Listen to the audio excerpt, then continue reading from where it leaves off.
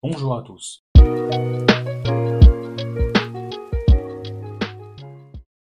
Aujourd'hui, j'ai fait une petite vidéo sur le jeu Tales of Kenzera Zo.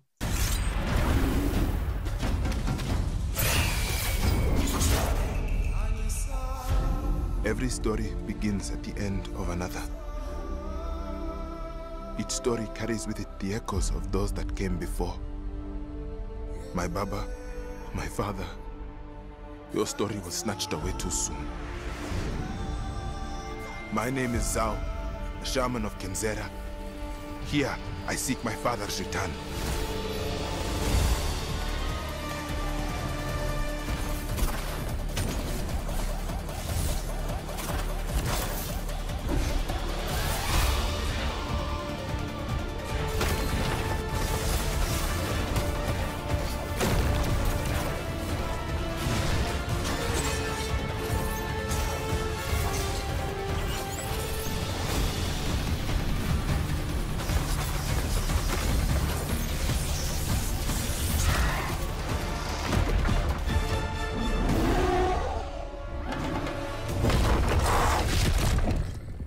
I cannot stop.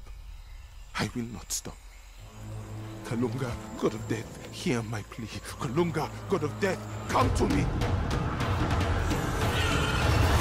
Show me you are ready. Tales of Kenzera Zo est un jeu vidéo, un Metroidvania, sorti en 2024, édité par le label indépendant de EA Originals et développé par Surgeon Studio. Il s'agit donc d'un petit jeu indépendant. L'histoire du jeu se centre sur Zo, un personnage, un chaman, dont son père vient de mourir. Incapable d'accepter cette perte, Zo décide d'entreprendre un voyage spirituel. En invoquant Kalunga, le dieu de la mort, Zo passe un pacte avec lui, et Kalunga lui dit « Si tu arrives à libérer les trois grands esprits tourmentés et leur faire passer le cap de la mort, parce qu'en fait ce sont des personnages morts mais qui n'ont pas accepté de mourir, ce sont donc les trois boss du jeu, je vais pouvoir faire renaître ton père, que ton père revive, qu'il ne soit pas vraiment mort. Et cela en explorant les terres d'Ingoma. On va avoir donc une histoire centrée sur le deuil, évidemment, lié à la mort, et sur le fait de libérer les esprits, comme quoi les esprits, finalement, entre la vie et la mort, il faut les soulager. Chaque interaction rencontrée enrichit la compréhension de Zo sur le deuil, le cycle de la vie et l'acceptation. Puisque, petit spoiler, attention, on apprend à la fin du jeu que Kalunga, qui est le dieu de la mort, est finalement le père de Zo, et donc il va accepter la mort de son père, et il ne va pas chercher à le faire revivre.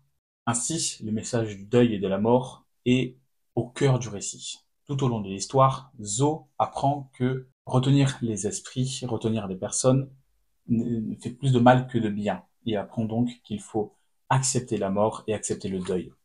Son voyage l'amène donc à la fin à accepter le deuil de son père et accepter le fait que son père doit passer à autre chose, doit passer l'au-delà. Et lui, que son père sera toujours auprès de lui dans son cœur. Concernant l'univers du jeu, il s'inspire de la mythologie africaine, plus particulièrement de la mythologie bantoue. Et ce choix est un des meilleurs points positifs que je peux donner à ce jeu, puisque, en fait, ce n'est pas aux États-Unis. Enfin, un jeu qui ne se déroule pas aux États-Unis, un jeu qui se déroule en Afrique. Vraiment, une population qui est sous-exploitée dans les jeux vidéo, largement. Et là, on va avoir une mythologie et des croyances et des contes africains, particulièrement, du coup, bantou. Ça va renforcer le côté original de ce jeu. L'intégration de figures spirituelles, de croyances, de contes, de cette culture dans le récit, en font un vrai changement et en font quelque chose d'original, pour une fois qu'on a un jeu aussi original, en termes d'ambiance et en termes de localisation, de lieux, de croyances. Ce voyage à travers les contes d'Ingoma constitue le cœur du récit. Chaque région explorée est imprégnée de la mythologie africaine, de ses croyances, de ses défis et de ses esprits tourmentés à libérer. Au fil de la progression, nous maîtrisons le pouvoir de deux masques différents. Comme il s'agit d'un Metroidvania, il y a constamment le besoin de débloquer de nouveaux pouvoirs pour pouvoir avancer et progresser. Du coup, le jeu propose donc deux masques qu'on va pouvoir mettre, deux masques différents, le masque de la lune et le masque du soleil. Le masque de la lune, c'est un peu l'équivalent de pouvoir attaque rapide et de pouvoir lié à l'eau. Tandis que le masque du soleil, c'est plutôt des attaques puissantes et de pouvoir liés au soleil, du coup au feu. Les capacités de combat et de déplacement sont donc changées selon le masque équipé. Par exemple, le masque de la lune, avec le masque de la lune, on peut geler l'eau. Ça va permettre de grimper des parois, par exemple. Avec le masque du soleil, on peut utiliser une sorte de grappin, un grappin enflammé. Voilà. Ça permettra de nous déplacer ailleurs. Et les attaques changent également, selon le masque choisi.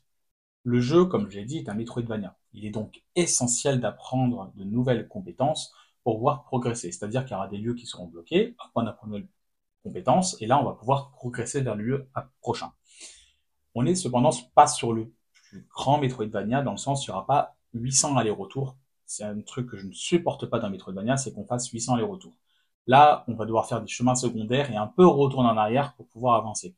À la fin de chaque boss, on va devoir retourner par contre notre chemin en arrière, mais on va pouvoir débloquer des passages liés aux nouveaux pouvoirs qu'on a débloqués dans cette zone. Le pouvoir, on les bloque généralement vers la fin, et là, avec ça, on va pouvoir battre le boss, et après, retracer chemin, mais on aura des raccourcis utilisant ce pouvoir pour accélérer notre retour. La diversification du gameplay à travers les deux masques offre une variété de combats et de déplacements différents. Cependant, j'ai noté une très grosse imprécision dans le gameplay. Que ce soit dans les phases de combat ou dans les phases de plateforme, l'imprécision fait que ces phases sont assez rageantes, malheureusement.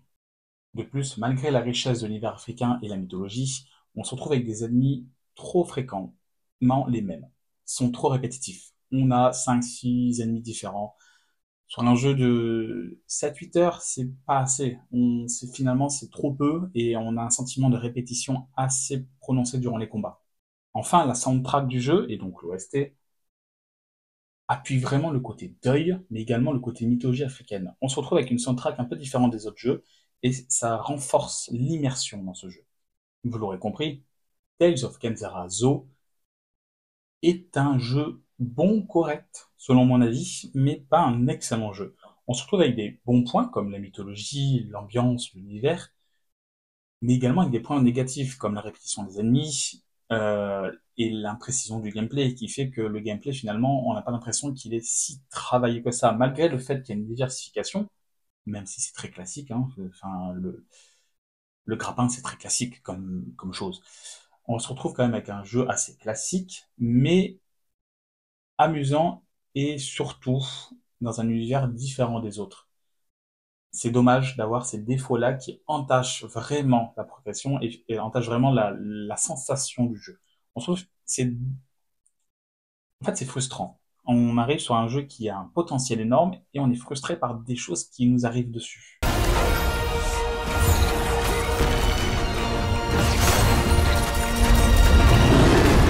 Je vais maintenant résumer ce jeu en points positifs et en points négatifs. Attention, tout cela n'est que mon avis, vous avez le droit d'avoir un avis différent, laissez-le en commentaire. Je vais mettre une note à la fin, sachez encore une fois que c'est personnel la note. J'ai vu des notes de gens qui ont pas du tout aimé le jeu, qui mettent un 4 sur 10, des gens qui ont adoré, qui mettent un 8-9. Moi, je suis plutôt mitigé, je suis dans l'entre-deux. Ce jeu est bon, mais c'est pas exceptionnel. Je vais commencer par les points positifs. Déjà, on va commencer par la narration sur le deuil et la mort. C'est vraiment quelque chose d'intéressant, c'est quelque chose de... Il y a un vrai message, c'est profond. C'est pas, on n'est pas dans un jeu comme je l'ai critiqué comme ça, mais comme ça, The Crew. J'aime bien The Crew, c'est pas le problème, mais où il n'y a pas de message en fait. Voilà, là on a un message sur le deuil, sur la mort, c'est quelque chose de profond et c'est quelque chose sur l'acceptation, la mythologie africaine et le thème. Bordel, enfin un jeu qui se passe en Afrique. On est quand même c'est quelque chose d'innovant, alors que pourtant c'est tout un continent entier qui est sous-exploité dans les jeux vidéo.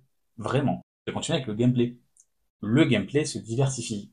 Même si c'est classique, ça se diversifie. Et ça, c'est bien. Après, c'est le principe des Metroidvania, mais on reste quand même dans un gameplay où toutes les trois quarts d'heure, toutes les heures, on apprend de nouvelles compétences. Ça permet de diversifier, ça permet d'avoir de nouvelles pattes des coups et de débloquer de nouveaux endroits. Et évidemment, l'OST et la soundtrack. Que dire? Enfin, La musique accompagne parfaitement que ce soit le thème de deuil et de la mort, ou également l'ambiance africaine du jeu. Je vais maintenant aborder les points négatifs. J'en ai trois, principalement. Le premier, le gameplay classique. On va pas se mentir, il n'y a aucune invention dans ce jeu. Geler l'eau, Prince of Persia le fait. Le grappin, 95% des jeux maintenant le font. Plein de choses, en fait, que le jeu est classique, efficace, mais classique, en fait. C'est un peu un reproche. On pourrait avoir un peu d'originalité. Les masques, c'était une bonne idée, mais finalement, l'utilisation est finalement assez classique des masques. Ensuite, le jeu souffre d'une grosse imprécision dans le gameplay. La visée, que ce soit dans les combats et surtout dans le platforming, mon Dieu, comme elle est imprécise. Et l'imprécision fait que des fois on chute, fait que des fois on loupe l'ennemi qu'on veut viser. Et en fait, c'est rageant. C'est juste rageant que il aurait pu être mieux fait. En fait, si la visée et le gameplay étaient un peu mieux travaillés, je pense, on aurait quelque chose de plus précis et de quelque chose de plus exaltant. Et enfin, je vais le répéter, mais les ennemis sont trop classiques et répétitifs. On a l'ennemi qui arrive au corps à corps qui te tape, on a l'ennemi qui tire des flèches, on a l'ennemi qui fonce comme Brutus et qui se prend le mur. En fait, c'est des ennemis qu'on retrouve dans tous les jeux vidéo, même It Takes Two, par exemple, on a un ennemi comme ça dedans. On est sur du classicisme c'est trop violent classique en fait. En fait, ce jeu, malheureusement, est trop classique. C'est le résumé que je peux faire. Cependant, malgré tout ce classicisme, il a tellement de bons points et je me suis amusé pendant ces 7-8 heures que j'attribue un 7 sur 10 à ce jeu vidéo. N'hésitez pas à me donner votre avis en commentaire et je vous dis à la prochaine pour une vidéo. Ciao!